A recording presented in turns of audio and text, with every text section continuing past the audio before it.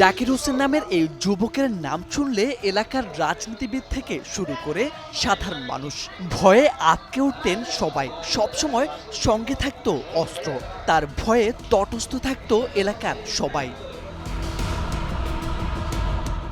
জাকির হোসেন ছিলেন যুবলীগের তুখোড় এক কর্মী। আওয়ামী লীগের রাজত্বে ছিলেন এলাকার ভয়ঙ্কর এক নাম। তার বিরুদ্ধে মামলা ছিল ডজন খানেকের বেশি, কিন্তু সময়ের পালাবদলে তাবলিগে গিয়ে মুখে দাড়ি রেখেছিলেন তিনি। দুই হাত তুলে ক্ষমা চেয়েছিলেন এলাকাবাসীর কাছে, চেয়েছিলেন নতুন করে বাঁচতে। কিন্তু শেষ রক্ষা হলো না জাকির হোসেনের। মাটি নিয়ে বিরোধে প্রাণ হারালেন তিনি। আজ 15 বছর কোনো রাজনীতি করে না। বিএনপির ওই দিন পরশুদিন ইউসুফ সরকার, ইউসুফ, তুইন, রাসেল, রাকিব, জসিম তিনি আমার গাড়ি পুড়ে ফেলছে। আমি তারপরও কিছু করি না। আমি সেনাবাহিনীর কাছে গেছি, সেনাবাহিনী আমার এটা কোনো বিচার করে নাই। 40 বছর বয়সী জাকির হোসেন নোয়াখালীর সোনাইমুড়ি উপজেলার হাসানপুর গ্রামের বাসিন্দা।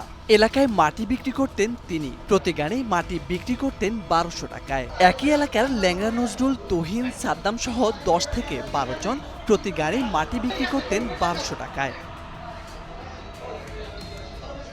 মাটি নিয়ে গেল 8 থেকে 10 দিন ধরে তাদের সঙ্গে বিরুদ্ধে জড়ান জাকির। দুদিন আগে জাকিরের মাটি কাটার ভেকু মেশিন পুড়িয়ে দেয় দুর্বৃত্তরা। জানা গেছে 13 মে দুপুরে তাকে কোটবাড়ি এলাকা থেকে তুলে নিয়ে হত্যা করা হয়। বিকেল 4:30টার দিকে 5 জন লোক সিএনজি করে বেগমগঞ্জের একটি খালে জাকিরের লাশ ফেলে দেয়। তখন স্থানীয়রা ধাওয়া দিয়ে দুজনকে আটক করে গণপিটুনি দিয়ে পুলিশে দেয়। ইমার্জেন্সিতে একজন রোগীকে নিয়ে এসেছে পুলিশ, কিন্তু আমরা তাকে দেখলাম মৃত অবস্থায় আমরা তাকে পেয়েছি। শুনেছি এদের নাকি গণপিটুনি দেওয়া হয়েছে এবং এদের মধ্যে যে বাবু, তার মাথায় একটু আঘাত আছে, কেটে গেছে, এমনি তার হেড ইনজুরি কোনো ফিচার নেই। আর আনোয়ার যে আছে তার শরীরে বিভিন্ন জায়গাতে আঘাত আছে এবং সে মোটামুটি স্টেবল আছে। তাকে আমরা চিকিৎসা দিয়ে আমরা ছেড়ে দিচ্ছি, কিন্তু বাবুকে আমরা পর্যবেক্ষণের জন্য হাসপাতালে ভর্তি করিয়েছি। সোনাপুর ইউনিয়নে প্রায় দেখা যায় অস্ত্রের ঝনঝনানি। গেল কিছুদিন আগেও গুলি করে মারা হয়েছে এক শিবির কর্মীকে। এদিকে পুলিশ জানায় জাকির ছিলেন চিহ্নিত সন্ত্রাসী। তার বিরুদ্ধে সোনাইমুড়ি থানায় ডাকাতি, হত্যা, নারী ও শিশু নির্যাতন সহ 11টি মামলা রয়েছে।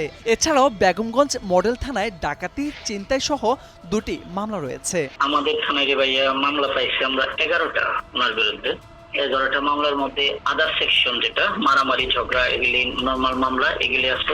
নারী শিশু মামলা আছে, তারপরে আপনার অস্ত্র এনে মামলা আছে, মার্ডার মামলা আছে, ডাকাতি মামলা আছে। ভাইয়ারে আমরা অস্ত্র উদ্ধারের জন্য আমাদের পার্টিগুলা কন্টিনিউ কাজ করতেছে। ঠিক আছে, আমাদের ভেহিকল সংকট আছে যথেষ্ট পরিমাণে, একটা গাড়ি আমাদের সরকারি। তারপরে আমরা কাজ করতেছি ওই সিএনজি টিএনজি দিয়া। কেউ বলেন সন্ত্রাসী, কেউ বলেন সংশোধিত মানুষ, কেউ মনে রাখবেন অপরাধী হিসেবে, কেউ হয়তো বলবেন শেষ বয়সে চেষ্টা করেছিলেন বদলাতে। কিন্তু সমাজ, রাজনীতি কিংবা প্রতিপক্ষ কি তাকে বদলাতে দিল? এমন প্রশ্ন রয়ে যাবে সবার মনে। মোর্শেদ আলম, সময়ের আলো।